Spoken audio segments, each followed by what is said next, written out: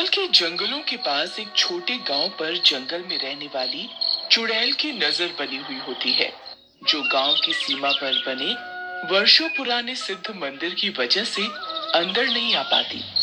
जिससे परेशान होकर चुड़ैल योजना बनाकर एक बकरी पालती है और फिर उसे भूतिया बनाकर गांव की सीमा पर छोड़ देती है। ये लोग मुझे गांव के अंदर आने से रोकते हैं, पर शिकार करने से नहीं। अब ये बेचारी लावारिस बकरी उनके घर में रहकर मेरा काम करेगी और पूरे गांव को मेरा शिकार बना देगी। चुड़ैल की भूतिया बकरी सीमा पार कर गांव में इधर उधर घूमने लगती है, जिससे कोई उसे लावारिस समझकर अपने घर ले जाए। वाह रे, लगता है ये बकरी गर्भवती है। इसे घर ले जाता हूँ। मेमना पैदा होने के बाद उसे पाल लूंगा और इसे पका कर पूरे परिवार की दावत कर दूंगा। कसम से स्वाद आ जाएगा। इस पर कसाई भूतिया बकरी को पकड़कर अपने साथ घर ले जाता है, जहाँ कसाई का परिवार इतनी हट्टी कट्टी बकरी देखकर बहुत खुश होता है और उसे घर में पाल लेते हैं। इस बकरी को क्या हो गया जो इतनी रात को शोर मचा रही है? चलो देखते हैं।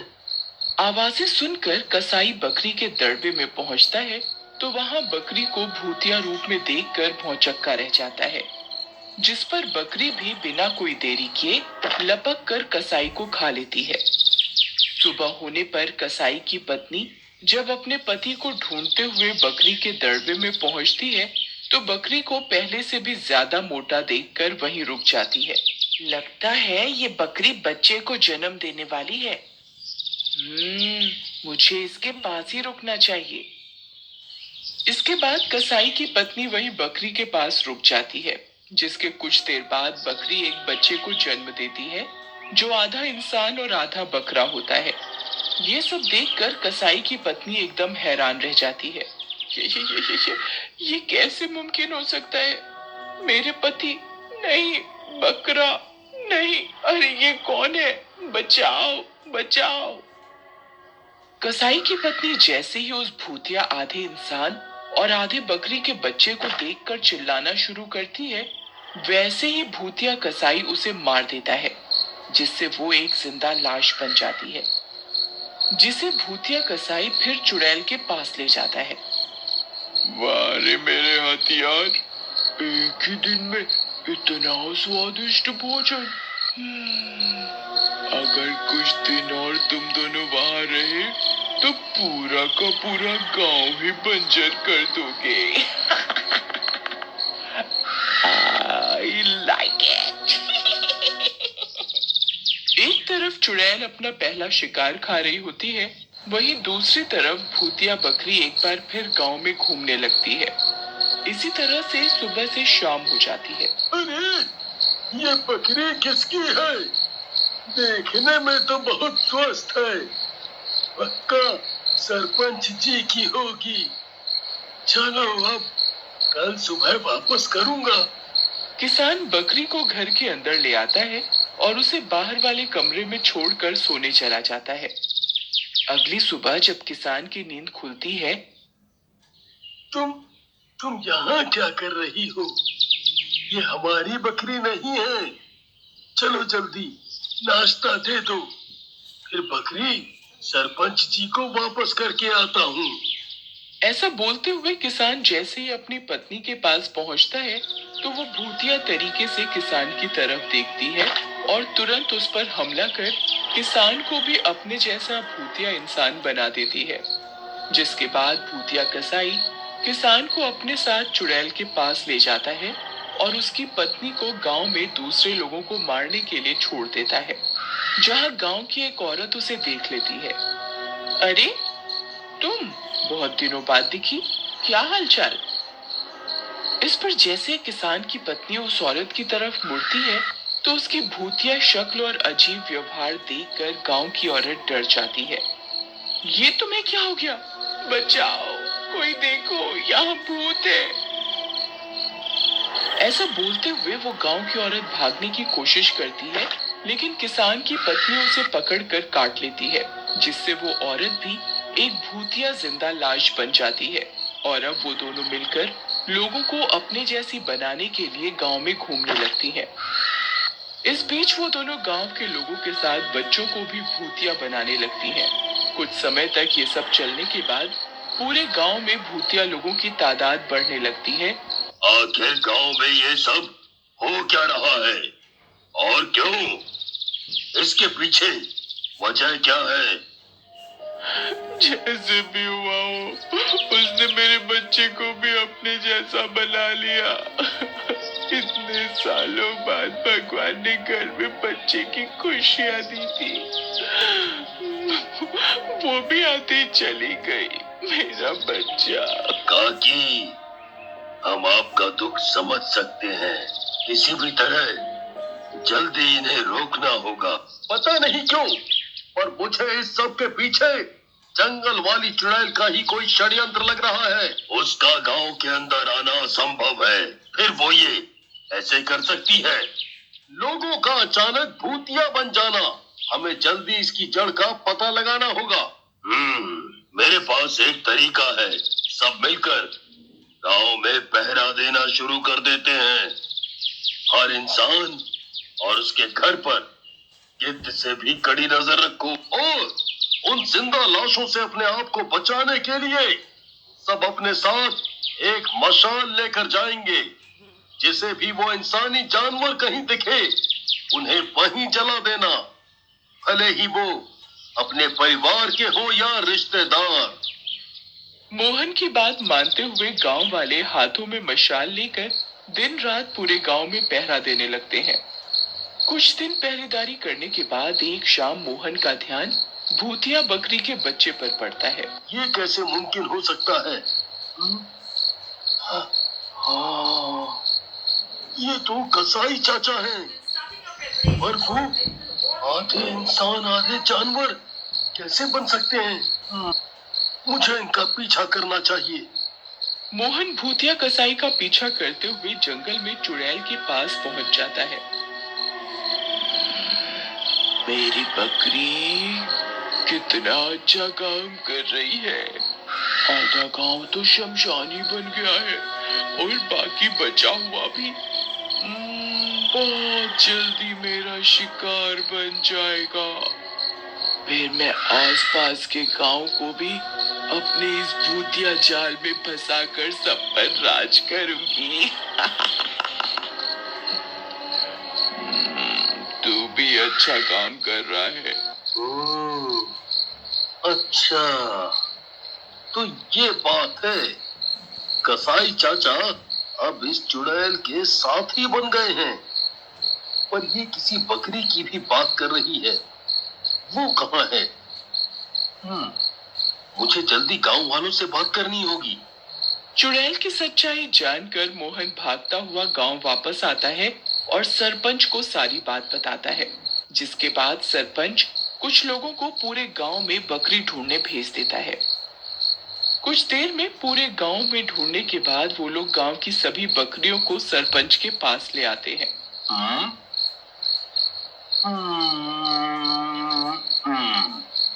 अगर चुड़ैल की भूतिया बकरी इनमें शामिल है तो हम उसे पहचानेंगे कैसे? इस पर मोहन उन सभी बकरियों को ध्यान से देखना शुरू करता है, जिसमें उसकी नजर बकरी पर रुकती है जो बाकी सबसे कुछ अलग होती है। मोहन उस बकरी के करीब जाता है, जिस पर बकरी अचानक मोहन को काटने के लिए उस पर लपक पड़ती है, जिससे बचते हुए मोहन उसे पकड़ लेता है। गांव के जिस घर में सभी भूतिया इंसान बंद हैं, उस घर में आग लगा दो। आज इस बकरी के साथ चुड़ैल का भी किस्सा खत्म करते हैं। इसके बाद मोहन और गांव के कुछ लोग बकरी को लेकर चुड़ैल के पास पहुंच जाते हैं, जहां भूतिया कसाई पहले से मौजूद होता है। आज तो शिकार बिना मेरी बकरी के भूतिया बनाए। चुड़ैल की किसी भी बात का जवाब दिए बिना मोहन बकरी को उसके सामने कर देता है। तुम इसे मार भी दोगे तो मुझे कोई फर्क नहीं पड़ेगा, क्योंकि इसके बाद भी तुम्हारा गांव शमशान बनकर ही रहेगा। चुड़ैल की बात सुनकर मोहन असमंजस में पड़ जाता है। फिर उसके दिमाग में एक योजना आती है और वो तेजी से बकरी को धक्का मारकर चुड़ैल के ऊपर गिरा देता है, जिससे चुड़ैल अचानक पीछे गिर जाती है। मौके का फायदा लेते हुए मोहन वहां आग लगा देता है। ना समझ चुड़ैल, तुझे क्या लगा दिमाग चलाना सिर्फ तुझे ही आता है? मैंने बकरी पर मिट्टी का तेल डाला हुआ था, जो तेरी योजना के साथ तुझे भी खत्म कर देगा। अब तू किसी का कुछ नहीं बिगाड़ सकती। मोहन की लगाई उस आग में चुड़ैल, भूतिया बकरी और भूतिया कसाई तीनों जलकर खाक हो जाते हैं।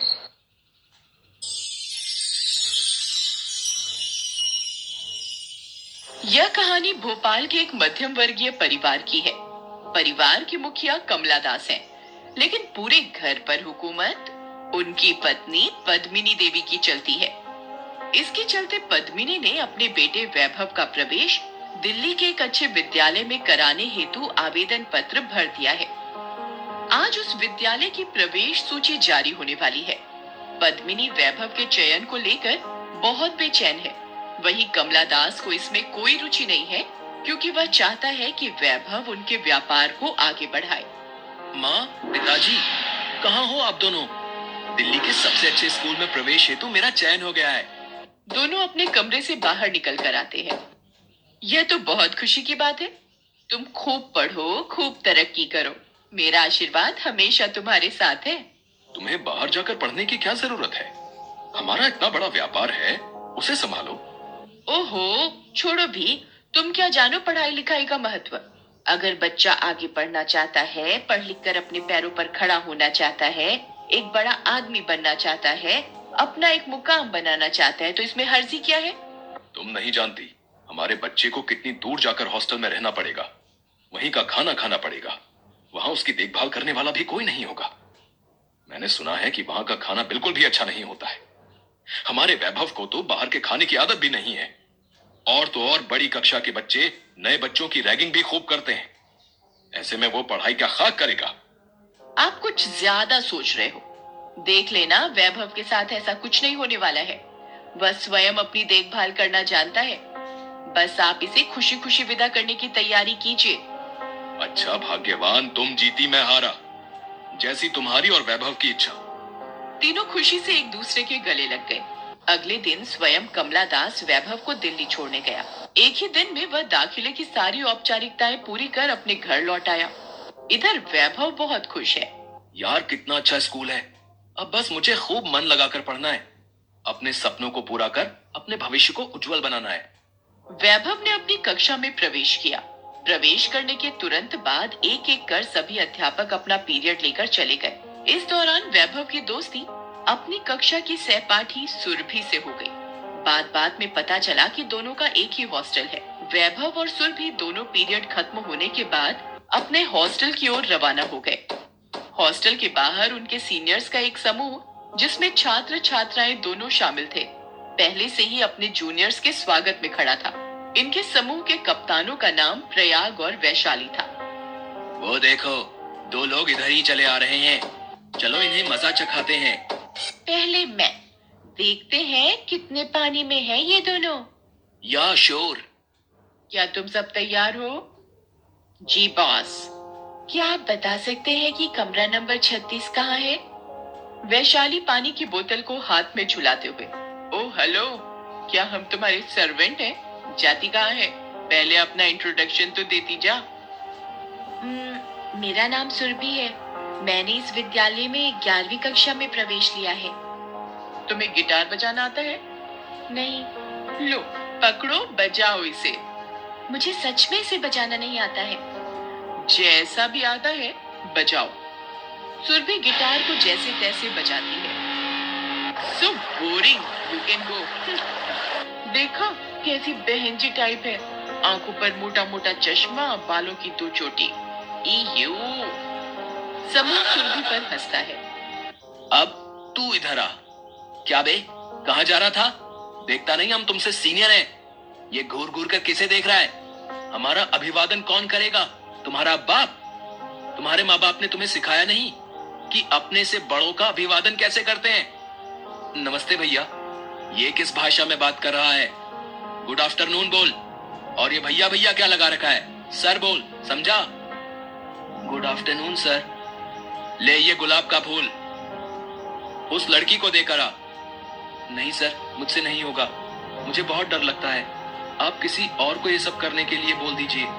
चाहता है या लगाऊं एक कान के नीचे?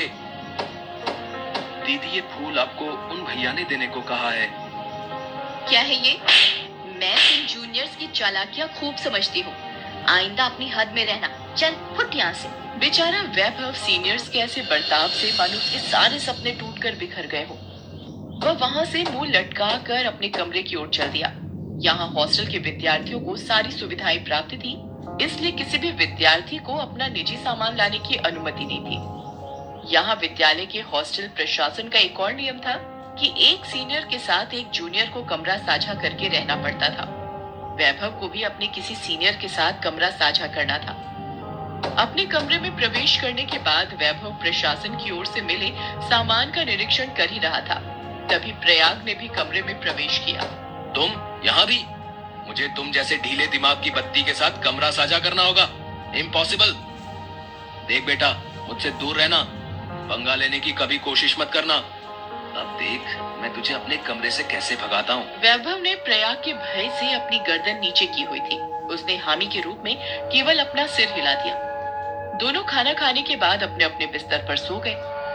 करीब रात के 12 बजे दरवाजा खोलने और बंद करने की आवाज से वैभव की नींद टूट गई। उसने पहले प्रयाग को देखा और फिर दरवाजे को देखा। उसे वहां कोई दिखाई नहीं दिया।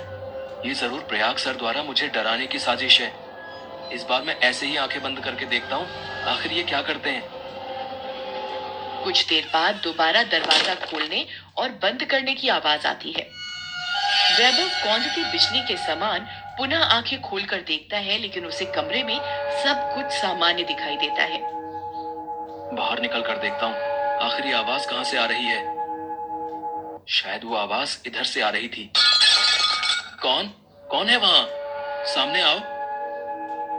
ठीक कॉरिडोर के सामने उसे एक आकृति दिखाई देती है। वह ऊपर से नीचे सफेद चमकदार कपड़े से ढकी हुई थी। वह आकृति धीरे धीरे चलकर उसके पास आती है। अरे हमें नहीं पहचानते क्या? हम हैं मास्टर त्रिलोचन शर्मा, इस हॉस्टल के पुराने वार्डन। वैभव कुछ समय के लिए सहम जाता है, क्योंकि उसने सुन रखा था कि मिस्टर त्रिलोचन शर्मा इस हॉस्टल के वार्डन होने के साथ साथ हिंदी भाषा के अध्यापक भी थे, जिनका देहांत हुए साल भर से ऊपर हो गया था। उन्हें देख वैभव वहीं लड़खड़ा कर गिरा और बेहोश हो गया। सुबह जब उसने अपनी आंखें खोली तो उसने अपने आसपास कुछ दोस्त, सीनियर्स और हॉस्टल के तत्कालीन वार्डन गोपेश्वर नाथ को खड़े हुए देखा। मैं कहाँ हूँ? मैं यहाँ कैसे आया? तुम अपने कमरे में हो वैभव। कल रात हमें हॉस्टल के कॉरिडोर में बेहोश मिले थे। छात्रों की मदद से हम ही तुम्हें यहाँ लेकर आए हैं। इतना कहते ही वैभव की आंखों के सामने रात का सारा दृश्य घूम गया। उसने उन्हें सारी बात बताई। किसी को भी उसकी बातों पर विश्वास नहीं हुआ। नहीं वैभव, यहाँ ऐसा कुछ नहीं है। ये सब तुम्हारा वहम है। अब हम चलते हैं, तुम आराम करो। हम कल फिर तुमसे मिलने आएंगे। लेकिन यह घटना यही खत्म नहीं हुई। एक दिन सुरभि को भी मास्टर त्रिलोचन शर्मा का भूत अपने कॉरिडोर की खिड़की पर हवा में उड़ता दिखाई दिया। कुछ देर बाद मास्टर त्रिलोचन शर्मा का भूत बिल्कुल सुरभि के सामने था। वह बड़े आराम से हॉस्टल के कॉरिडोर में गश्त लगा रहा था। यह देख सुरभि डर कर हॉस्टल के काउंटर की ओर दौड़ने लगी। वहां उसे वैभव मिला। वैभव को देखकर सुरभि की जान में जान आई। भगवान का शुक्र है तुम मुझे यहीं मिल गए। ना जाने आज मेरा क्या होता। क्यों, क्या हुआ? तुम इतना क्यों हाफ रही हो? सब ठीक तो है ना? मैंने अभी मास्टर त्रिलोचन शर्मा के भूत को कॉरिडोर में देखा। क्या तुमने भी उन्हें देखा? ये तो हमारे हॉस्टल के लिए बहुत बड़ी समस्या है। खैर, इसके बारे में कल सुबह कुछ सोचते हैं। अब तुम अपने कमरे में जाकर सो जाओ। हॉस्टल में मास्टर त्रिलोचन शर्मा के भूत से आने वाले सारे नए छात्र छात्राएं परेशान थे। स्कूल प्रशासन भी इससे परेशान हो गया था। कई तो भय के कारण हॉस्टल छोड़ बाहर रहने लगे और कई अपने घर चले गए। यार, इस हॉस्टल में मुझे कुछ अटपटा लग रहा है। मेरे मन में कुछ सवाल उठ रहे हैं कि ये भूत सिर्फ जूनियर छात्र और छात्राओं को ही क्यों दिखाई देता है, उन्हें ही क्यों परेशान करता है। सवाल तो मेरे मन में भी है कि आखिर हमने उस भूत का क्या बिगाड़ा है। हमें इस मामले की तह तक जाना होगा। इसके लिए मेरे पास एक गुप्त योजना है। उसी रात जब हमेशा की तरह मास्टर त्रिलोचन का भूत अपने राउंड पर था, तभी उसके पीछे से एक आवाज आई। और भाई कैसे हो? कौन? अरे यार, हमारी ही नकल करते हो, हमें ही नहीं पहचानते। ये तो वही बात हुई हमारी बिल्ली और हम ही से म्याऊं। हम हैं मास्टर त्रिलोचन शर्मा, बल्द दशरथ प्रसाद शर्मा, यहाँ के असली वार्डन। बहुत दिनों से हमारी नजरें तुम पर हैं। कई दिनों से हम तुम्हें यहाँ गश्त लगाते हुए देख रहे हैं। क्यों, हॉस्टल में आए नए छात्र छात्राओं को रैगिंग के नाम पर खूब सताते हो? आज अच्छे मिले। इतना सुनना था कि पहला भूत सरपट सीढ़ियों से चलकर ऊपर की ओर भागा। दूसरा भूत भी उसके पीछे पीछे ऊपर की ओर गया। ऊपर एक लड़का पहले से बैठा हुआ था। पुतला लटका दूं बॉस? अबे पुतले को मार गोली और देख, असली मास्टर त्रिलोचन का भूत हमसे मिलने आ गया है। दूसरे लड़के ने एक बार असली मास्टर त्रिलोचन के भूत को देखा और चीख मारकर वहीं बेहोश हो गया। इस बार तो छोड़ देता हूँ। अब यहाँ कभी किसी को सताते हुए दिखा तो सोच लेना। इसके बाद मास्टर त्रिलोचन का असली भूत नीचे उतरकर एक कमरे में चला गया। वहां सुरभि और कुछ नए छात्र पहले से ही बैठे हुए थे। कहिए मास्टर साहब, कैसी रही आज की गश्त? इतना सुनने के बाद सुरभि के साथ सब लोग ठहाका मारकर हंसने लगे। वैभव असली मास्टर त्रिलोचन के रूप में। हमारा नकली मास्टर तो एकदम फट्टू निकला। बेचारे की हालत अब तक गंभीर बनी हुई है। हाँ, इतना तय है कि अब वो हमसे पंगा लेने की नहीं सोचेंगे और न ही मास्टर त्रिलोचन वाला नाटक दोबारा करेंगे। वास्तव में उस दिन के बाद से ना हॉस्टल में रैगिंग हुई और ना ही मास्टर त्रिलोचन के भूत ने किसी को परेशान किया।